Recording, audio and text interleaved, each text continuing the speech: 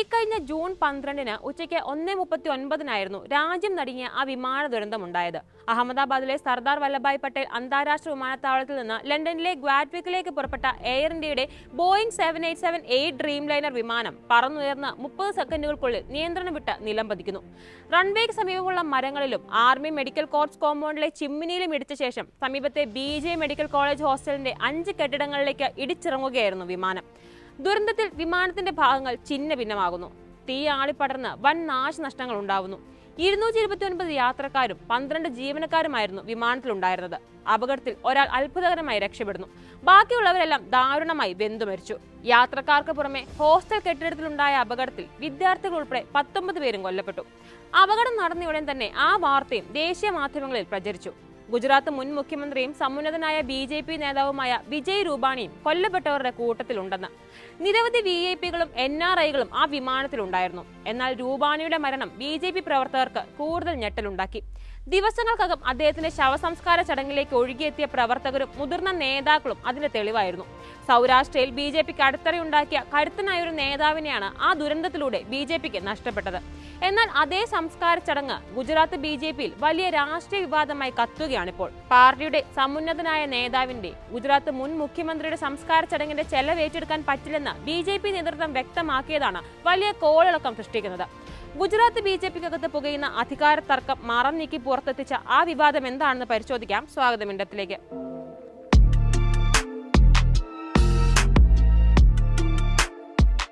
June 16-ന് സ്വന്തം തട്ടകമായ രാജ്കോട്ടിൽ തന്നെയായിരുന്നു വിജയ് രൂപാണിയുടെ അന്ത്യകർമ്മങ്ങൾ നടക്കുന്നത്.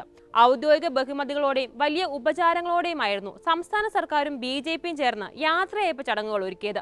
കേന്ദ്ര ആഭ്യന്തരമന്ത്രി അമിത്ഷാ മുതൽ ഗുജറാത്ത് മുഖ്യമന്ത്രി ഭൂപേന്ദ്ര പട്ടേൽ, ഗവർണർ ആചാര്യ ദേവ്രത്, BJP സംസ്ഥാന പ്രസിഡന്റും കേന്ദ്രമന്ത്രിയുമായ CR പാട്ടീൽ, BJP ദേശീയ ജനറൽ സെക്രട്ടറി BL സന്തോഷ് ഉൾപ്പെടെ വൻ VIP പടയും ചടങ്ങിന് സാക്ഷിയാകാനെത്തിയിരുന്നു. ശവസംസ്കാരം നടന്ന നേതാക്കന്മാരെല്ലാം മടങ്ങിപ്പോയി. അച്ഛന്റെ അപ്രതീക്ഷിത വിയോഗത്തിന്റെ ആഘാതത്തിലായിരുന്നു കുറെ നാൾ ആ കുടുംബം. എന്നാൽ കൂടുതൽ ഞെട്ടലായ ഒരു പെരുമാറ്റം അവർ പാർട്ടി നേതൃത്വത്തിൽ നിന്ന് നേരിടേണ്ടി വന്നത് കുറച്ചുനാൾ കഴിഞ്ഞാണ്. രൂപാണിയുടെ അന്ത്യ ചടങ്ങുകൾക്കായി വന്ന ചെലവുകൾ ഏറ്റെടുക്കാനാകില്ലെന്ന് BJP നേതൃത്വം അറിയിക്കുകയായിരുന്നു. പാർട്ടിയും സർക്കാരും മേൽനോട്ടം വഹിച്ച ചടങ്ങിന് ചെലവായത് 25 ലക്ഷത്തോളമായിരുന്നു. ആ തുക അത്രയും രൂപാണിയുടെ കുടുംബത്തിന്റെ തലയിൽ കെട്ടിവെക്കുകയായിരുന്നു BJP ചെയ്തത്. അച്ഛന്റെ ആകസ്മിക വിയോഗത്തിന് ഏതാനും ആഴ്ചകൾ പിന്നിടുമ്പോഴാണ് ആ ചതി മക്കളും കുടുംബവും തിരിച്ചറിയുന്നത്. ജൂലൈ മുതൽ തന്നെ വ്യാപാരികളും വിവിധ ആവശ്യങ്ങൾക്കായി കരാർ ഏറ്റെടുത്തവരുമെല്ലാം പണം ആവശ്യപ്പെട്ട് കുടുംബത്തെ സമീപിക്കാൻ തുടങ്ങി. പുഷ്പങ്ങൾ, ടെന്റുകൾ, ഡെക്കറേഷനുകൾ മുതൽ ഓരോന്നിന്റെയും ബില്ലുകൾ വീട്ടിലേക്ക് വന്നുകൊണ്ടേയിരുന്നു. പാർട്ടിയെ ബന്ധപ്പെട്ടപ്പോഴാണ് അതിലും വലിയ ഞെട്ടലുണ്ടായത്. നേതാക്കളെല്ലാം ഒരുപോലെ കൈമലർത്തി. 3 മാസമായിട്ടും അക്കാര്യത്തിൽ സർക്കാരോ പാർട്ടിയോ ഒരു ഇടപെടലും നടത്തിയില്ല. ഒടുവിൽ അത്രയും ഭീമമായ തുക അടച്ചുവീട്ടാൻ കുടുംബം നിർബന്ധിതരാവുകയായിരുന്നു. ഈ വിവരങ്ങൾ പുറത്തു വന്നതോടെയാണ് സംഭവം വലിയ വിവാദമായി മാറിയത്. പാർട്ടി പ്രവർത്തകർക്കിടയിലും അത് വലിയ സംസാര വിഷയമായി മാറി. ഇതിനിടെ ഗുജറാത്തിൽ ഒരു സർക്കാർ പരിപാടിക്കെത്തിയ CR പാട്ടീലിന് മുന്നിൽ മാധ്യമങ്ങൾ വിഷയം ഉയർത്തിയപ്പോൾ ഒഴിഞ്ഞു മാറുകയാണ് അദ്ദേഹം ചെയ്തത്. BJP ഗുജറാത്ത് ഘടകത്തിൽ പുകയുന്ന അധികാര ബലാബലവുമായി ബന്ധപ്പെട്ട പോരാണ് പുതിയ സംഭവ വികാസങ്ങൾക്ക് പിന്നിലെന്നാണ് പാർട്ടി വൃത്തങ്ങൾ നൽകുന്ന വിവരമെന്ന് the New Indian Express report ചെയ്യുന്നുണ്ട്. സൗരാഷ്ട്രയിലെ 2 പ്രബല നേതാക്കൾ തമ്മിലുള്ള പോരും വിഭാഗീയതയും എല്ലാമാണ് ഈ നിലയിലേക്ക് വികസിച്ചിരിക്കുന്നത്. പാർട്ടിക്ക് വേണ്ടി ജീവൻ സമർപ്പിച്ച സംസ്ഥാനത്തിന്റെ മുൻ മുഖ്യമന്ത്രിയായ ഒരാളോട് BJP ഇത്തരത്തിൽ അനാദരവ് കാട്ടുന്നത് പ്രവർത്തകർക്കിടയിലും വലിയ പ്രതിഷേധത്തിന് കാരണമാക്കിയിട്ടുണ്ട്. രാജ്കോട്ടിലും സൗരാഷ്ട്രയിലെങ്ങും അതിന്റെ അലയൊളികൾ കേട്ടു തുടങ്ങിയിട്ടുമുണ്ട്.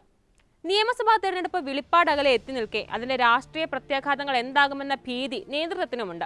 മ്യാൻമറിലെ ഇന്നത്തെ യാങ്കോനായ പഴയ റങ്കൂണിൽ ഒരു ജൈന ബനിയ കുടുംബത്തിലാണ് വിജയ് രൂപാണി ജനിക്കുന്നത്.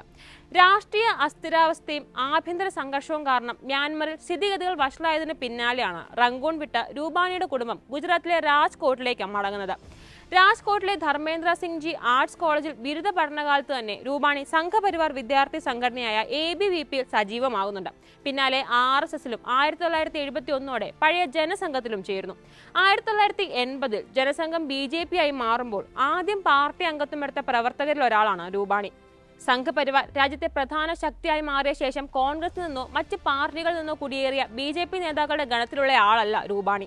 ABVPയിൽ നിന്ന് തുടങ്ങിയ ആ സംഘ പൊക്കിൽക്കൊടി ബന്ധം RSS വഴി ജനസംഘവും കടന്നാണ് BJPയിൽ വേരുറയ്ക്കുന്നത്.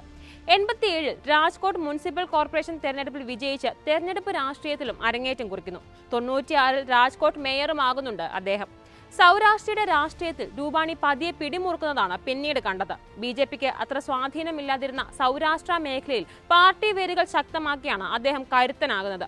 പട്ടീദാർ നേതാക്കളുടെ ജനസ്വാധീനവും വ്യക്തിപ്രഭാവവും എല്ലാം മറികടന്ന് മേഖലയിൽ BJPക്ക് വൻ തെരഞ്ഞെടുപ്പ് നേട്ടമുണ്ടാക്കി കൊടുക്കുകയും ചെയ്യുന്നുണ്ട് രൂപാണി. രൂപാണിയുടെ രാജ്കോട്ട് വെസ്റ്റിൽ വിജയിച്ചാണ് 2002 നരേന്ദ്രമോദി ഗുജറാത്ത് മുഖ്യമന്ത്രിയാവുന്നത്. മോദിയുടെ തിരഞ്ഞെടുപ്പ് അരങ്ങേറ്റത്തിൽ സുപ്രധാന റോൾ വഹിച്ചതും രൂപാണി തന്നെയായിരുന്നു. അങ്ങനെയാണ് അദ്ദേഹം മോദിയുടെ വിശ്വസ്തനായി മാറുന്നതും. ഇതിനിടയിൽ 2006 BJP രാജ്യസഭയിലേക്കും അയക്കുന്നുണ്ട്. മോദി അമിത്ഷാ കൂട്ടുകെട്ടിന്റെ വിശ്വസ്തനായ അദ്ദേഹം 2014 സംസ്ഥാന രാഷ്ട്രീയത്തിലേക്ക് തിരിച്ചെത്തുന്നു, സ്വന്തം തട്ടകമായ രാജ്കോട്ടിലേക്കും. 2014 ഗുജറാത്ത് നിയമസഭയിലെത്തിയ രൂപാണി ആദ്യത്തെ ഊഴത്തിൽ തന്നെ ആനന്ദിബെൻ പട്ടേൽ സർക്കാരിൽ മന്ത്രിയുമാകുന്നത് ആ ബന്ധവും സ്വാധീനവും കൊണ്ട് മാത്രമാണ്. 2016 BJP സംസ്ഥാന അധ്യക്ഷനായും തിരഞ്ഞെടുക്കപ്പെട്ടു. അതേ വർഷം തന്നെ ആനന്ദിബെൻ പട്ടേലിന്റെ പകരക്കാരനായി മുഖ്യമന്ത്രിയുമാകുന്നു. 2021 വരെ ആ പദവിയിൽ തുടരുന്നുണ്ട് രൂപാണി.